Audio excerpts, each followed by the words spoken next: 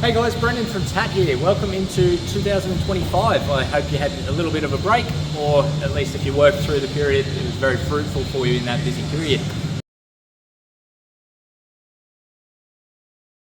First job back for the year for me, absolutely no lie. This PX3 Ranger, terrible surging. You would swear it's a fuel delivery issue. No codes, so we can't search for codes on the TaT site, but I was able to use the search bar to search for some terms. So in this case, I just searched Ranger SURG. I didn't want to put an E on the end, I didn't want to put an ING on the end, that would only constrain it. So sometimes by not getting too particular with your search terms, you can actually open up more, because someone could have wrote Ranger Surging or Ranger Surge.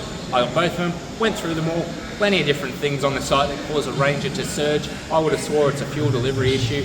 I was led into the right direction though by one of the repair solutions there talking about an exhaust gas temperature sensor giving surging, and that allowed me to close up my data PIDs so that I could actually see, because it's 200 data PIDs there, very hard even when I record it, I'm scanning through to see, because the data transfer rate's so low with that many PIDs. So with a bit of direction from the TaT Repair solution there, I was able to really close down my data PID list. So on the snap-on, using that button, rather than having the 200 near data PIDs that it originally did, I was able to just focus on looking at the temp sensors so that when I drove I could really get some good resolution. Because when I originally had this, I was thinking, okay, it's going to be fuel pressure related, MAF related, something like that.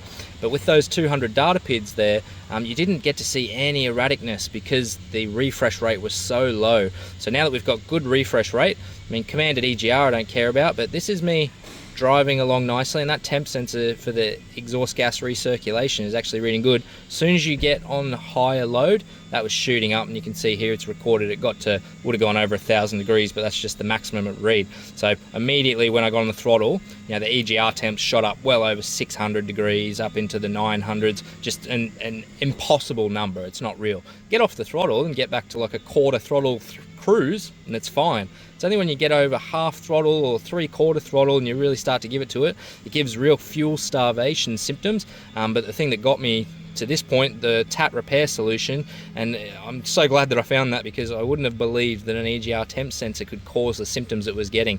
What threw me for a bit of a loop is I was watching fuel pressure, and surprisingly, while the fuel pressure was dropping down dramatically during the surging events, so was the desired fuel pressure.